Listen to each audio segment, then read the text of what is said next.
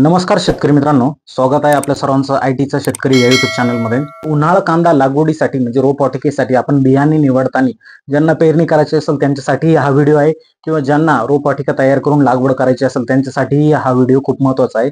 बियाणे निवडताना काय काय बघावे मित्रांनो, तर मी पहिली गोष्ट एक सांगेल की बियाणे निवडताना शक्यतो आपण चांगल्या ट्रस्टच्या ठिकाणचं बियाणे घ्यावे, जेणेकरून 4 शेतकऱ्यांनी जे वापरलेलं असेल त्या शेतकऱ्यांकडे जावे, पर्सनली भेटावं की बाबा हे तुझं जे बियाणं होतं हे कसं निवडलं, याची काय काय पॅरामीटर आहे ना ते मी सांगतो आता.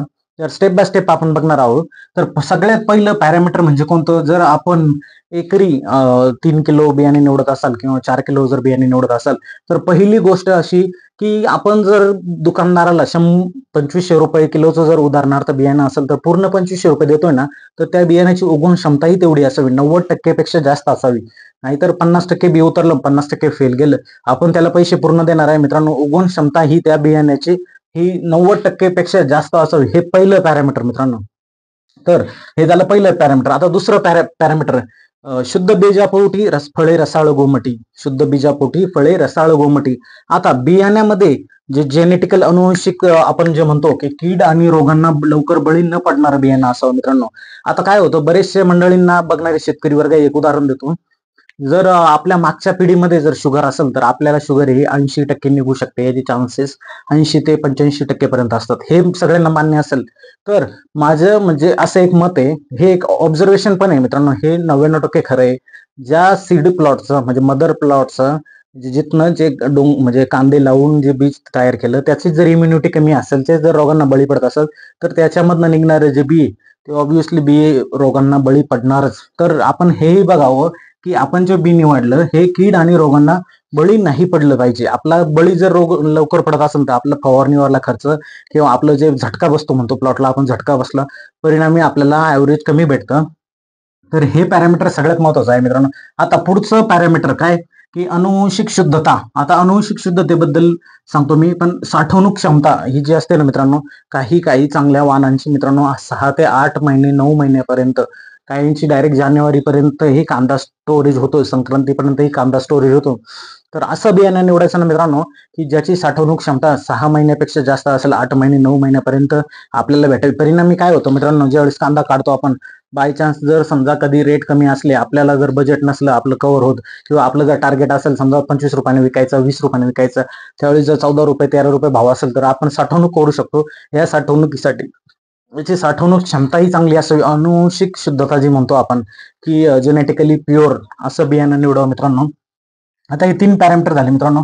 आता सर्वात महत्वाचं पॅरामीटर आकर्षक गुलाबी रंग असावा. बियाण्याचा आकर्षक गुलाबी रंग काय करतो, तुम्हाला ज्यावेळेस तुम्ही मार्केटमध्ये नेता कांदा, त्यावेळेस इतर कांद्यांपेक्षा जर आपला कांदा उठून दिसत असेल, आकर्षक गुलाबी असेल, तर 1 ते 2 रुपये आपल्याला भाव नक्की काही चुकत नाही मित्रांनो.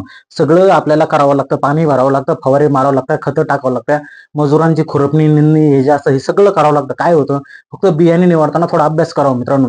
आकर्षक गुलाबी रंग पाहिजे, म्हणजे काय होईल, आपला जो किरकोळ खर्च आहे हा वरच्या वर निघून जाईल मित्रांनो. 1-2 रुपये म्हणजे आज कांद्यामागे जर बघितलं 25 टनामागे भरपूर झालं, ते आपल्याला 1 रुपया जरी वाढून भेटला तरी भरपूर झालं. फक्त काय की बियाणं निवडताना 2 गरके मारायचे, 4 दुकान फिरायचं, चांगल्या प्रतीचं बियाणं निवडा मित्रांनो. सोनं निवडा, 2 दिवस जाऊ द्या पण 4 दुकानं फिरा. नवीन नवीन भरपूर व्हरायट्या चांगल्या असतात मित्रांनो, पारंपरिक मध्येही चांगल्या असतात, आपण निवडू शकता मित्रांनो.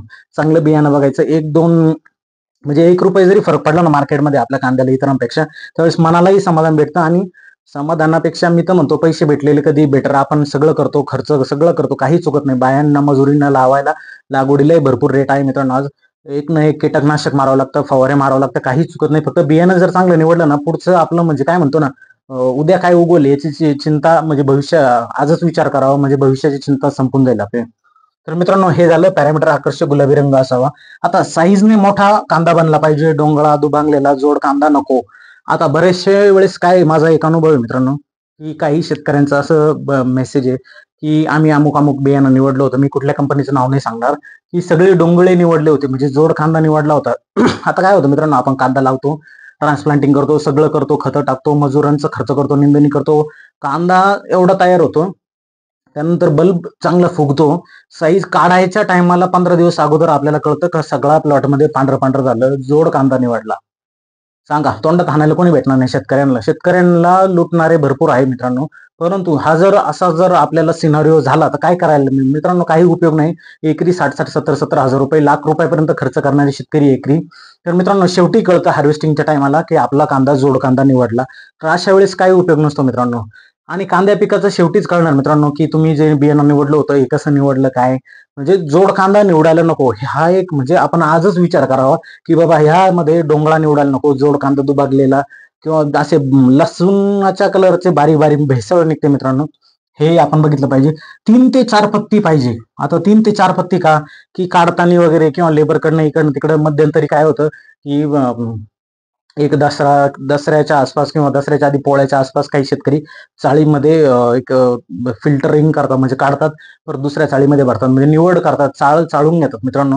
त्यावेळेस काय होतं, एखादी पत्ती 2 पत्ती गळून जातात, प्लॉटमध्ये एखादी पत्ती काढण्याच्या टायमाला गळून जातात. म्हणजे 3 ते 4 पत्ती कांदा जर असेल तर शेवटपर्यंत त्याची पत्ती टिकून राहतात मित्रांनो.